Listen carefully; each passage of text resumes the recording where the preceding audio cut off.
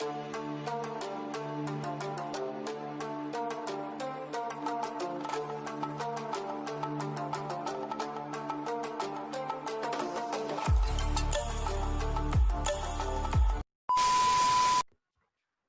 alunos, tudo bem com vocês? Professor Vinícius aqui, trazendo mais uma aula de biologia. Na nossa aula de hoje, a gente vai fazer a correção, então, daquelas duas atividades que eu deixei para vocês no sistema plural, tá? E depois dessa correção, a gente vai dar continuidade ao nosso conteúdo, falando agora do nosso sistema urinário, beleza? Vamos lá, então, para a nossa aula.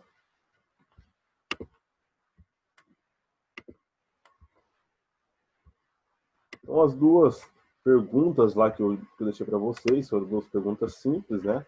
Sobre a nossa aula passada. Então, quais são os principais órgãos do sistema linfático? Tá? Então, os principais órgãos do sistema linfático, a gente vai ter as tonsilas, o baço e os linfonodos, como sendo aí um dos principais componentes do nosso sistema linfático. Professor, coloquei mais coisa, coloquei, por exemplo, lá o timo, coloquei também outras tonsilas palatinas, que o professor já colocou, tá? Mas coloquei também lá a medula óssea vermelha, na produção das células de defesa, tá? Pessoal, isso aqui é só um exemplo, tá? Se colocou mais do que isso, tá? Tá ótimo, tá mais do que correto, tá? Mas os três ali já tá de bom tamanho, beleza? Número 2 agora. Cite quais funções do sistema linfático em nosso organismo, tá? Então, quais são as funções do sistema linfático em nosso organismo? Então, primeiramente, o sistema linfático tem como principal função a de defesa do nosso organismo, levando, então, células de defesa em regiões onde está acontecendo algum tipo de ataque, né, algum tipo de inflamação, que o meu corpo está recebendo de algum micro-organismo, tá? Um vírus, uma bactéria, um fungo, ou também podendo ser de algum tipo de agente exógeno, como uma ferpa, né, um prego ou algo do tipo, que pode causar algum tipo de dano ao meu organismo. E por segundo, a drenagem da linfa. Lembra que a gente falou no início da nossa aula passada que o sistema linfático ele faz a drenagem da linfa que fica, desculpa, que o nosso sistema de circulatório acaba não fazendo a drenagem. Então, a linfa sobressalente dessa drenagem do sistema circulatório, quem vai fazer a drenagem é o nosso sistema linfático. Por isso que é muito importante fazer muitos exercícios, tá? Fazer massagem para drenagem linfática, tá? Porque o nosso sistema linfático faz a drenagem dessa linfa que pode ficar parada no nosso organismo, causando algum tipo de alteração. Beleza? Bom, corrigido então as duas perguntas, tá? Agora a gente vai dar início ao nosso novo conteúdo lá da nossa apostila, tá? Eu só compartilhar aqui com vocês. Ótimo, tá? Então, para dar início agora, a gente vai começar lá no nosso módulo 10, tá? Na página 271, falando um pouco sobre o sistema urinário e o equilíbrio do corpo, né? O tema desse módulo agora. Então, ele dá aqui um texto de início, a gente vai ler e depois a gente vai fazer alguns comentários a respeito desse texto. Tá? Então, ao longo do ensino fundamental, a água foi constantemente estudada, quer como habitat de seres vivos, quer como uma substância presente no organismo, com diversas funções. Mas só neste ano estudamos que a água é o principal componente do plasma sanguíneo, tá? No módulo 9, e que transporta uma grande quantidade de substâncias dissolvidas. Estudamos também que ela é absorvida no intestino grosso, tá? Módulo 5. Se somarmos a isso o fato de que o organismo humano é formado por cerca de 70% de água, varia de um órgão para órgão, tá? Com a idade e com o tipo físico, fica clara a importância dessa substância para o nosso organismo. Porém, ao longo do dia, perdemos muita água, principalmente por meio da urina, das fezes, do suor e da respiração. E essa perda deve ser reposta, tá? Com a ingestão de água, bebidas e alimentos. Não parece, então, que urinar é um desperdício de água? E perder água na respiração? E essas e outras perguntas serão respondidas ao longo deste módulo. Tá, pessoal? Então, a água aqui, dá uma introdução para a gente, a apostila, falando a respeito da água, né? O quão importante a água é dentro do nosso organismo. Tá? Vocês já estudaram lá no módulo 5, falando a respeito da absorção dessa água que acontece dentro do nosso intestino grosso. Tá? No módulo passado a gente falou que boa parte, lá cerca de 70, de mais de 90% do plasma é composto por água. Tá? Então exerce um papel fundamental dentro do nosso tecido sanguíneo, no transporte de substâncias. Tá? Então a água está presente aí no nosso organismo de diversas maneiras. Né? Estudou também a respeito da composição, lá no sexto, sétimo ano, tá? do nosso organismo, que pode, em alguns órgãos, ela vai estar em maior quantidade, como, por exemplo, no tecido muscular e no tecido nervoso, tá? lá no nosso encéfalo, e outros tecidos, como o tecido ósseo e o tecido cartilaginoso, ela vai estar em menos quantidade. Tá? Mas ela não deixa de estar presente. Tá? Ela exerce funções fundamentais dentro do nosso organismo. Desde o processo de resfriação do nosso corpo, tá? através das glândulas sudoríparas, onde a gente libera suor, e suor evapora, né?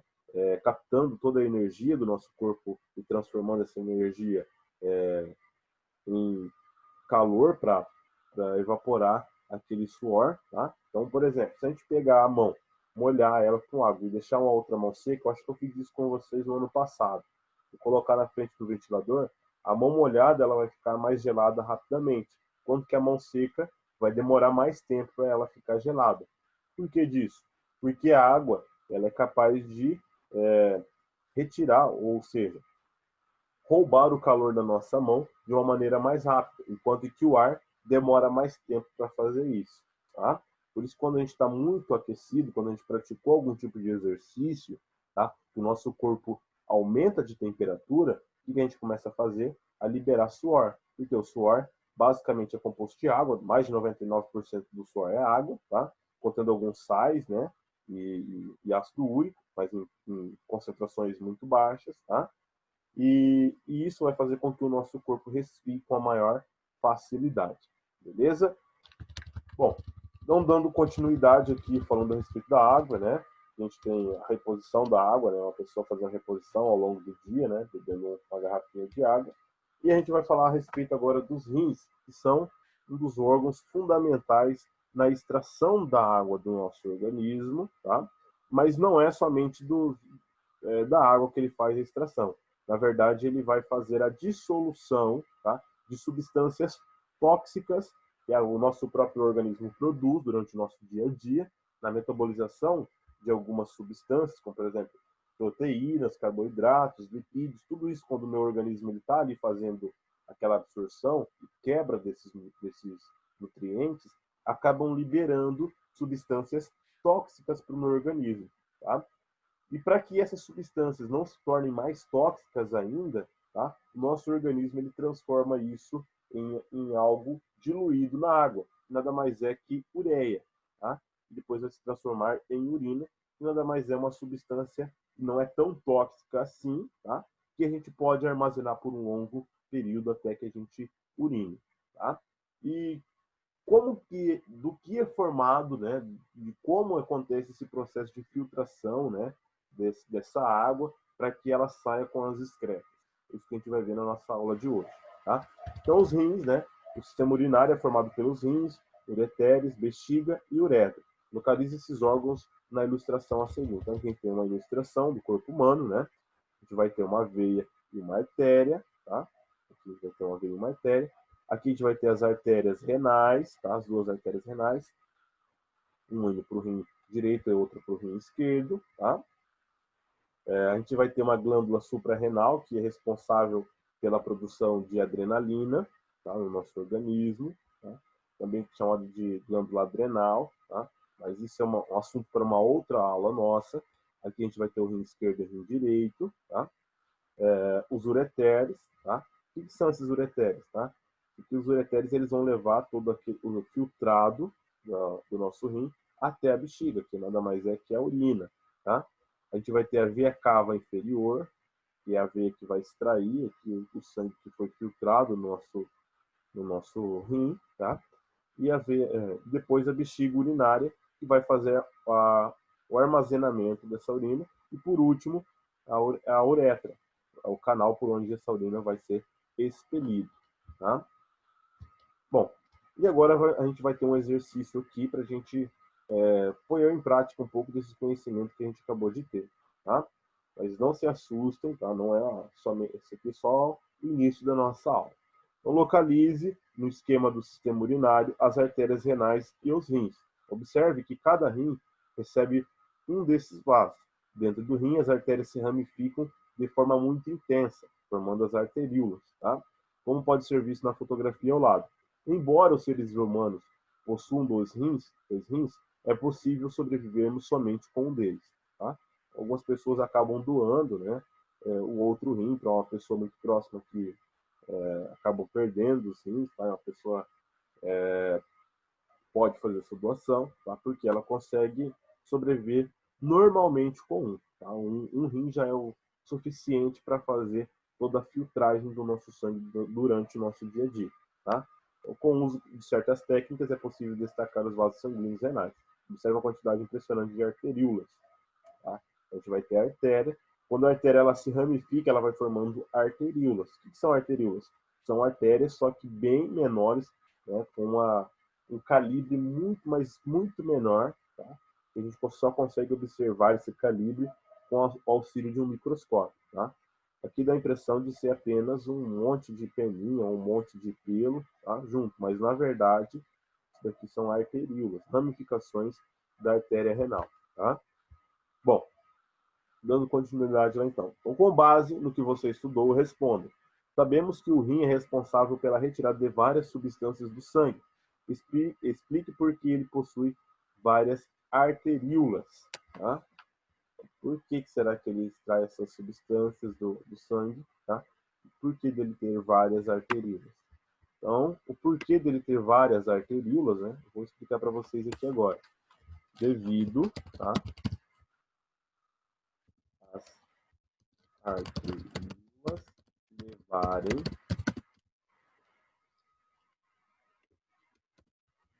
levarem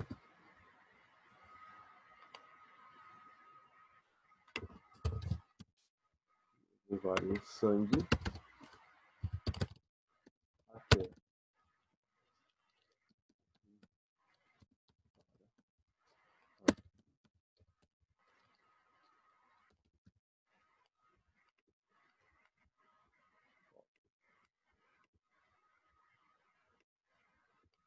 as arteríolas, elas funcionam como um meio de transporte, tá? Não teria como o sangue chegar lá até os rins se não fosse pelas arteríolas. Então, é o meio de entrada dos meus rins, tá? É como se fosse um cano que vai levar esse sangue até os meus rins, tá? Nada mais do que isso. E letra B. Pelos rins passam cerca de 2.000 litros de sangue por dia para serem filtrados. Como isso é possível e se um adulto tem entre 5 e 6 litros de sangue apenas. Tá? Então, como que é possível se um adulto ele tem apenas 5 ou 6 litros, sendo que por dia a gente filtra 2.000 litros de sangue? Tá? A resposta é meio óbvia, tá? Mas eu vou colocar aqui para vocês. Devido, de novo, devido filtragem repetitiva, tá? Então, não quer dizer que quando eu filtro 6 litros, eu não preciso filtrar novamente esse sangue. É porque o nosso sistema circulatório, como vocês já aprenderam, é um sistema circulatório fechado, né? Onde o sangue ele passa pelo nosso coração, vai até o nosso pulmão, fica rico em oxigênio, volta para o nosso coração e aí ele vai ser distribuído no restante do nosso corpo, através das artérias, tá? E como ele é um sistema fechado, ele vai sair do rim, vai voltar para o coração novamente, passar por diversas outras células, voltar para o coração, ir para o pulmão, voltar, e assim por diante. Então ele vai ficar nesse ciclo constantemente, a não ser que você morra, tá? Mas caso contrário, tá? Esse ciclo ele vai ser contínuo. Então, dependendo, né, de quantas vezes o coração bate durante o dia, dependendo da sua atividade física que você está realizando, tá? E esses 2.000 litros podem se tornar 4.000 litros, pode se tornar 3.000 litros, tá? Isso vai depender muito da frequência cardíaca durante o nosso dia a dia. Se for um dia menos agitado, por exemplo, a gente pode ter até menos de 2.000 litros de sangue filtrado, tá? Mas, em média, são 2.000 litros de sangue filtrados durante o dia, durante 24 horas, tá? Que é a quantidade de vezes que o coração bate e faz com que esse sangue passe pelo rim e volte para o coração novamente, tá? Então, por quê? Porque ele é um sistema circulatório fechado e acontece esse ciclo toda vez que o coração está bombeando esse sangue dentro do nosso organismo. Beleza? Então, não quer dizer que eu tenho de 5 a 6 litros e ele só vai fazer a filtragem desses 6 ou 5 litros uma vez por dia e já está de bom tamanho, tá? Tem que ser feito constantemente essa filtragem. Por isso que é uma filtragem também que a gente chama de filtragem ótima. Por exemplo, pessoas que fazem hemodiálise, tá? Elas acabam ficando com uma grande quantidade de substâncias tóxicas dentro do seu organismo por um período maior. Por quê? Porque não tem como a pessoa andar com a máquina de hemodiálise o dia inteiro do lado dela, tá? Inclusive, né, está sendo estudado, recentemente saiu agora um artigo no início de 2020 de um rim biônico, onde ele é como se fosse uma máquina de hemodiálise, só que bem menor. E aí ele pode ser acoplado dentro da pessoa, no local do rim, para que ela não precise mais da dependência dessa máquina, tá? Então, por enquanto, ele ainda não foi aprovado, né? Tem que ser passado por vários testes para ele ser aprovado, mas é um avanço da nossa tecnologia dentro da área da medicina, tá? Muito importante isso para a vida das pessoas que sofrem com esse tipo de coisa, tá? Enquanto não recebam um rim, por exemplo, de transplante. Então, só dando aqui uma curiosidade para vocês para saberem disso. Bom, dando continuidade então aqui ao nosso conteúdo, né? Então a filtração do sangue ela ocorre nos rins, nos dois rins, né? Esses órgãos possuem cerca de 10 centímetros de comprimento e estão localizados abaixo do diafragma, bem protegidos pela parte posterior das últimas costelas, tá? Então, nas duas últimas costelas aqui, tá? Na parte posterior dela, encontra-se os rins, tá? E abaixo do nosso músculo diafragma, que é o músculo responsável pela nossa respiração, pelo processo de respiração, como vocês já viram, tá? Juntamente com os músculos intercostais. Então, cada rim recebe sangue por meio de uma artéria grossa, artéria renal, que no interior desse órgão se ramifica em milhares de arteríolas. Cada uma dessas arteríolas chega a uma estrutura chamada néfron, organiza-se novamente em vasos sanguíneos, desembocam em uma veia grossa, a veia renal, tá? Que leva o sangue para fora dos rins. Os rins possuem mais de 1 milhão de néfrons, cada um, os quais são estruturas tubulares microscópicas capazes de filtrar o sangue e remover algumas substâncias que estão em excesso ou que são prejudiciais ao organismo, além de formação da urina, tá? Então aqui a gente tem a unidade funcional do nosso rim. O que é uma unidade funcional do nosso rim? A unidade funcional do nosso rim é aquilo que se a gente pegar o rim, for diminuindo ele até chegar ao menor nível que a gente pode conseguir chegar no nosso rim, é o néfron, tá? E ali no néfron é que acontece toda a magia da filtração do sangue, vamos dizer assim, né? É ali que acontece o processo de extração dessas excretas, né, dessas substâncias tóxicas, tá? E também o processo onde vai ser captado toda aquela água que vai ser liberada juntamente dessas excretas, tá? Vocês já perceberam que no dia que vocês tomam pouca água ou faz muita atividade física e repõe muito pouco essa água, vocês já perceberam que a urina ela fica mais escura, tá? Por quê? Porque a quantidade de água que a gente tem para fazer a filtragem, para fazer a excreção dessas substâncias tóxicas, tá? É muito baixa no nosso plasma, tá? Por isso que é muito importante a gente estar sempre bebendo água, mesmo sem sede, tá? E eu vou explicar isso para vocês. A sede, tá, pessoal? Ela é um reflexo que o nosso corpo tem quando a gente tem uma concentração muito baixa de água no nosso organismo. Ou seja, quando você sente sede, isso significa que você já está desidratado, tá? Por isso que é muito importante a gente repor água durante o nosso dia, sem necessariamente estar com sede, tá? Ah, professor, eu tenho que tomar então 10 litros de água durante o dia? Não, tá?